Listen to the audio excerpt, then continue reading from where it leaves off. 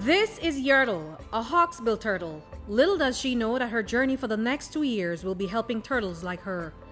This small device, a satellite tag attached to the top of her shell, will be transmitting important information about her movements, which will be tracked online and used to strengthen conservation efforts of this endangered species. What we are doing right now, tagging these nesting female to study their migration pattern, and also so that we have better information to provide for the coming generation. If there is area that people are hunting sea turtle and do a lot of poaching, fishers will have a better idea, because then these turtle that tag, if they go missing like that, that will give us information. If our turtle end up in maybe a different country like Honduras, Guatemala, and so, we know exactly how far they go. The steps to get to this valuable information is a rather simple and painless process, which takes about 2.5 hours. One person holds Yertle in place, and this small tracking device is attached to the top of her shell with this bottom marine-based epoxy. Once it dries for an hour, another layer of marine epoxy is applied on the first base around the device to hold it in place. That dries for another hour. And once that is done, one last step is taken to ensure that Yertle can be identified, as her movements are tracked by this $5,000 device. Leading today's mission is Dr. Todd Rimkus, a professor at the University of Marymount in the USA. When we get the data from the turtles, it is showing us where the turtles are nesting. It's showing us where the turtles are resting and foraging and feeding. And so it gives fisheries great information to make management decisions and help protect our waters.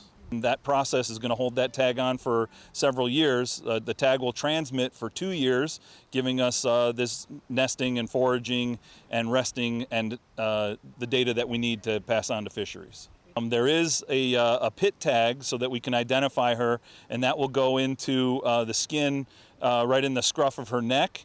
And so that's like getting a shot at the doctor for your immunization. So that won't hurt her much either. Maybe a tiny little poke, but other than that, we're not out here to hurt any sea turtles. Yertle is about 75 years old and can live for about 75 more years. She weighs over 100 pounds and is in good health. But her kind, the Hawksbill species, are critically endangered, and so they're protected by law. They face a number of threats, from poachers to plastic waste to gill nets. And so this program is helping to strengthen the management of these sea turtles. These turtles are here a long time, and we don't want them to go left us, and we know that the population was going down. From 1990, we used to have like 130 odd turtle, but sometimes we only have like 30 odd nests and so, but we are trying to protect the nest and the nesting female and study their behavior. For the Hawksbill population, I could see it look good, because I was worried last year we get that hurricane and we get like 6 turtle die. One of them, which was a green turtle, and one was a loggerhead. The rest was Hawksbill. But I was a little bit worried even when I compare the data, because these turtles that is nest here are the turtle that nest the year before, because they nest every other year.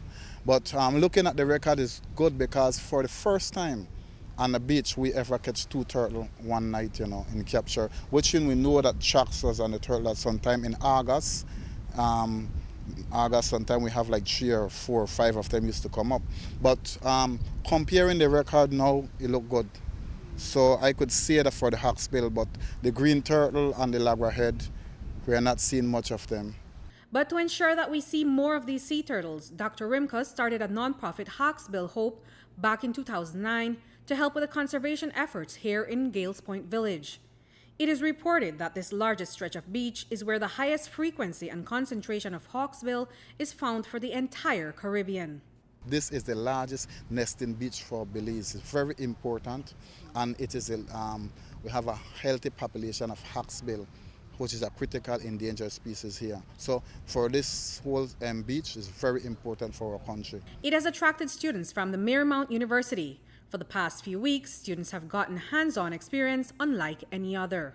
It's been incredible. I think this group is unique because we've been able to see 3 turtles, which is unusual, but really very cool, because you get to then be a part of the process and you get more comfortable with it. This is your first time. Do you think you'll ever return, and would you recommend this program to other students from your school? Absolutely, 100%. I think this is a great way to get a biology class where you really feel like you're being a part of the subject, a part of the material, and you get to have that hands-on learning. Our students are getting a chance to put their hands on a turtle and really see science firsthand. And that experience of actually putting your hands on a turtle is going to live with these kids for the rest of their lives. They'll be telling their grandkids about this. They did well because they called me on the radio and said, Kevin, we have a turtle, and they follow the procedure. So. And it is with excitement that the students and team watched Yertle make her journey from the beach into the Caribbean Sea. They're not sure when they will be seeing her again, but they will monitor her every movement, all thanks to the little device. Since she was released around midday, online tracking shows that Yertle has traveled for some 7 kilometers. Reporting for News 5, I'm Andrea Polanco.